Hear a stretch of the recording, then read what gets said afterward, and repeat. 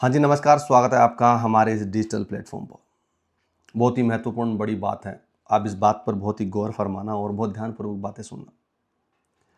बात इस कदर है कि भारत और पूरी दुनिया में सारी हलचल मची हुई है, कोहराम मचा हुआ है, युद्ध मचा हुआ है, संग्राम मचा हुआ है।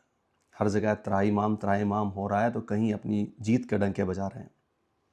उस बीच में हम भारतीय लोग होते हैं, हम तभी सभी लोगों का तमाशा देखते हैं।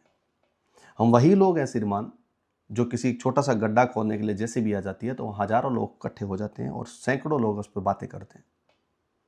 लेकिन किसी को उस खड्डा खोदने के लिए किसी को बुलाया जाता है तो 5 लोग भी नहीं आते।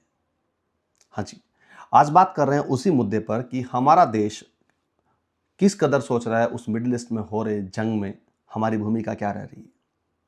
मैं उदाहरण देता हूँ कि हमारे यहाँ पर भारतीय लोग हैं, वो सारे लोग इस बात की टकटकी लगाए बैठे हैं। ईरान और अमेरिका और इजराइल के बीच में लड़ाई होती है। यूएसए और इजराइल अपना एक तरीका बनाते हैं और खमनई पर यानी कि ईरान पर जाके हमला करते हैं और खमनई उसमें शहादत को पा लेते हैं। ये दुनिया की लड़ाई चल रही है, जियोपॉलिटिक्स की लड़ाई चल रही है, अपनी ताकत आजमाने की पर लड़ाई चल रही है और ये बताने की ताकत चल रही है कि हम बड़े हैं। उसमें कौन कितना ताकतवर है ये दिखाने की लड़ाई चल रही है। कौन किसका साथ दे रहा है, कौन किसका साथ नहीं दे रहा है, ये तमाम सारे उस देश के जो ऊपर अधिकारी होते हैं, जो लीडर्स होते हैं, जिसके नेता होते हैं, वो लोग तय करते हैं। भारत एक ऐसा देश है जहाँ पर लोग लीडर तय नहीं करते। हमारे बैठे हुए वो लोग तय करते हैं जो रील पूरे 3 घंटे 4 घंटे रील में अपना समय गुजारते हैं। वो लोग तय करते हैं भारत में कि भारत को क्या करना चाहिए। एक उदाहरण के साथ मैं आपको साझा करूंगा। एक ईरान का जहाज था जो यहाँ पर एक युद्ध की ट्रायल के लिए आए थे। हर बहुत सारे मॉक ड्रिल करते हैं ऐसे देश। जापान आया था, वो अलग अलग देश आए थे। ईरान भी वैसे आया था। ईरान ने अपने उस युद्ध पोत को वापस बुलाया, तो जैसे वो भारत के टेरिटरी से बाहर हुआ तो उसको अमेरिका ने क्या किया, उड़ा दिया। बात बहुत गंभीर थी, खराब थी, अच्छी बात नहीं है कि किसी देश के युद्ध पोत को उड़ा देना। लेकिन भारत के लोग, ईरान के लोग कहते हैं थैंक यू सो मच, जो आप लोगों ने इतनी प्रोटेक्ट किया, आपने ख्याल रखा इन चीज़ों के लिए। लेकिन भारतीय क्या कह रहे हैं, ओ हो मोदी जी को सरकार गिरा देने चाहिए, मोदी किसी काम का लीडर नहीं है।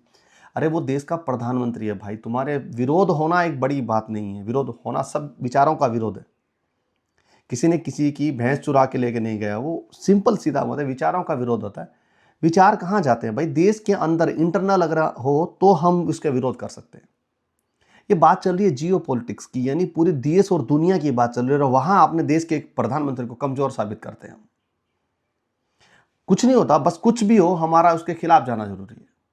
कई तो ऐसे पत्रकार है जिसको कुछ और नहीं पता, सिर्फ एक ही चीज का आलाप होता है, कहीं ना कहीं जाके देश के सरकार को घेरा जाए और उसके विपक्ष में बोला जाए।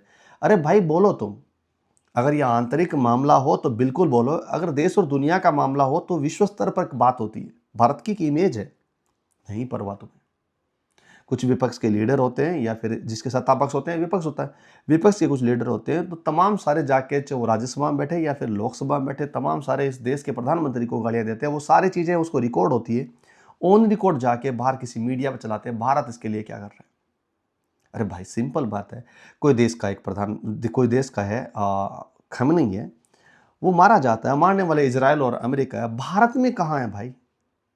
बाकी तमाम देशों में कोई दिक्कत नहीं, बाकी सब लोग अपना अपना काम कर रहे हैं, लेकिन भारतीयों ने ना, नहीं हम काम नहीं करेंगे। हम उस जेसीबी को देखें खड्डा कहाँ खोद रहे हैं। Same as it is Iran में क्या चला है हमें बहुत फिक्र है। अरे भाई तुम्हारे बगल में कचरा है, उसको साफ करोगे तो देश अपना घर साफ होगा, मलेरिया नहीं होगा, भारत में स्वास्थ्य अच्छा होगा। वो चीज फिक्र नहीं है हमें। उसको क्यों मारा, ये उनका मैटर है भाई। किसी को क्या मारा, ये जानबूझ के धर्म के नाम पर जोड़कर ये आपको क्या कर रहे हैं, प्रोपेगेंडा फैला रहे हैं। हकीकत है कि एक लीडर दूसरे लीडर को मारने की कोशिश करता है। आज नहीं, इतिहास गवाह है। सिकंदर ने किसी को मारा, किसी ने सिकंदर को मारा, ये चीज चलता रहता है। भारत का भी बहुत ही पुराना इतिहास है। मुगलों ने राजपूतों को मारा, राजपूतों ने मुगलों को मारा, फिर उसके बाद अंग्रेजों ने उनको मारा, ये चलता रहता है। हम लोग क्यों लड़े भाई? अब बात करते हैं, एक और विरोध की बात करते हैं कि भारत में अभी 25 दिन का तेल रिजर्व बचा है, लो अपना तेल भर लो। कई लोगों को तो भ्रम फैला दिया गया, सब लोग अपना उधार पैसे ले, 2 रुपए सैकड़ों ब्याज लेके पैसे जाके वो तेल भरवा रहे हैं। क्या ये सही बात है? अरे भाई भारत अपना एक देश से तेल नहीं खरीदता, अमेरिका से नहीं खरीदता भाई, रशिया से भी खरीदता, बाकी अदर देश से, अदर कंट्रीज पे खरीदता है। आपको मालूम है कि भारत के पास एक रिफाइनरी है, विश्व की 3 सबसे बड़ी रिफाइनरी ऑयल सर्विस है। भाई है भारत में रिफाइनरी, तेल रिफाइन भारत में होता है, तीसरी है, 3 है पूरे विश्व में, 3 में से तीसरे नंबर भारत है हमारे पास में। कहां तेल की कमी आएगी भाई? लेकिन हाँ, बोला गया भाई, बोल दिया एक बार, लिख दिया, डेटा आ गया, ठीक है। अरे भारत का काम है भाई। एक घर में किसी की शादी हुई है, किसी का ब्याह हुआ है, तो उसका मतलब ये हुआ कि वो उसका कितनी मिठाई लाएगा, कितना वो शुगर लाएगा, कितना कहाँ से क्या सामान लाएगा, वो उस पर छोड़ दो ना भाई, जिसके घर पे शादी है। तुम लोग क्यों सोच रहे हो कि भाई वो कैसे होगा? तो भारत के वहां जहां पर आपने प्रधानमंत्री बना रखा है, जहां पर ऊपर अपर सारी नेतृत्व दे रखा है, उस पर छोड़िए ना, वो काम करेंगे ना आपको। जिस दिन भूखे मरो तब बात करना, जिस दिन तुम्हें तेल ना मिले तब बात करना। बेफालतू में बनाए हुए विपक्ष के प्रोपेगेंडा पर लेके भारत के इमेज को खराब करना ठीक नहीं है। शायद हो सकता है कई लोगों, ये लोग आपस में लड़ लड़ के हमारे बीच में ही करते हैं, हम उनको मान लेते हैं भाई, हाँ जो बोला गया वो सही है। एक अमेरिका का आके यहाँ पर इंडिया का आदमी को बोलता है कि ओ भाई भारत को ऐसा दूसरा चाइना नहीं बनने देंगे, उसने बोल दिया और हमने मान लिया। और भारत वाले बोल रहे हैं कि नहीं भाई ऐसा नहीं होगा, हम अमेरिका के दबाव में नहीं बात करेंगे। जयशंकर सर कहते हैं, जो हमारे खुद के यहाँ के फॉरेन मिनिस्टर, वो कहते हैं हम किसी के दबाव में नहीं कहते, एकदम बिल्कुल on the spot bold nature में बोलते हैं। वो तो हमें नहीं सुनना, वहां का कोई आदमी आके बोल देगा तो हमें सुनना है। अरे विपक्ष में अंधा होना ठीक नहीं है, क्योंकि ये जो चीज चल रही है ना, वो चल रही है जो पूरे विश्व में भारत की इमेज को दर्शाता है। ये तमाम सारे वीडियोस बनते हैं, वो वीडियोस पूरे खबरों पे चला जाता है, नेशनल इंटरनेशनल टीवीज पे दिखाया जाता है। वो टीवीज इसके एक अपना एक प्रोपेगेंडा सेट करते हैं, उसके आधार पर भारत में भी इंपैक्ट पड़ता है। सऊदी अरब की बात कहूं मैं, सऊदी अरब, वो सारा का सारा जो फूड का सिस्टम होता है वो भारत पर टिका होता है, वो अदर देश पर टिका होता है। तो भाई फूड की चेन को पूरा करने के लिए भारत उसके लिए पूरा पूर्ति करता है, तो भारत के लिए भी वो करेगा ना। तमाम सारे चीजों के लिए एक सिंपल फंडा है कि आप घर में अगर चाहते हो बाजरे की रोटी खाना चाहते हो, आपके पास नहीं है तो पड़ोसी के घर से बाजरे के उधार लेके आओगे, या फिर आपको गेहूं दे के आओगे, बाजरे लेके आओगे।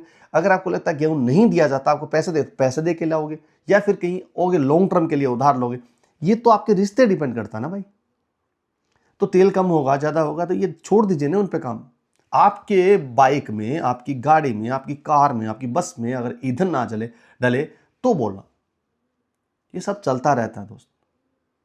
तो मैं आप लोगों से एक बात कहूंगा, इस देश और दुनिया की लड़ाई में हमारे जो इंटरनली लड़ाई है उसको एक्सटर्नली मत बनाइए। ये देश के अंदर जो राजनीति चल रही है, हम विरोध कर सकते हैं, हमें विरोध करना चाहिए। अगर कोई विपक्ष में है तो देश के जो सत्ता पक्ष में लोग हैं उनका विरोध करना चाहिए, यही हमारी लोकतंत्र की पहचान है। लेकिन जब बात दोस्तों विश्व के पटल पर बात आ जाती है तो हमें यूनाइट होना पड़ेगा।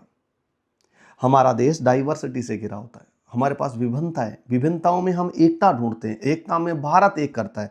पूरे भारत की एक विचारधारा है, बीजेपी की एक विचारधारा, कांग्रेस की विचारधारा, आम आदमी पार्टी की विचारधारा, तृणमूल कांग्रेस की अलग विचारधारा। ये पार्टियों की विचारधारा, जिसको इंटरनल बोलते हैं, भारत के अंदर की विचारधाराओं की बात की। अगर पूरे भारत की अगर बात की जाए तो हम भारतीय हैं, यही हमारी विचारधारा है। तो हम भारतीय हैं, यही विचारधाराओं को हमें दुनिया के सामने रखना चाहिए, यही हमारा धर्म है।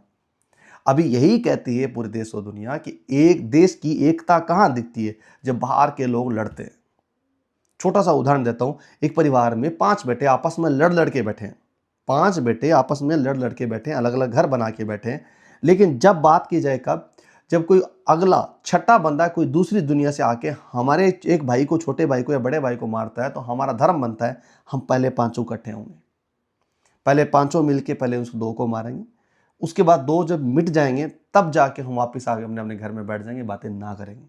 लेकिन किसको लगना चाहिए, बाहर वाला हमारे अंदर वाले चीजों से मौका उसे मिलते उसका फायदा नहीं उठाना चाहिए, यह हमें याद रखना चाहिए।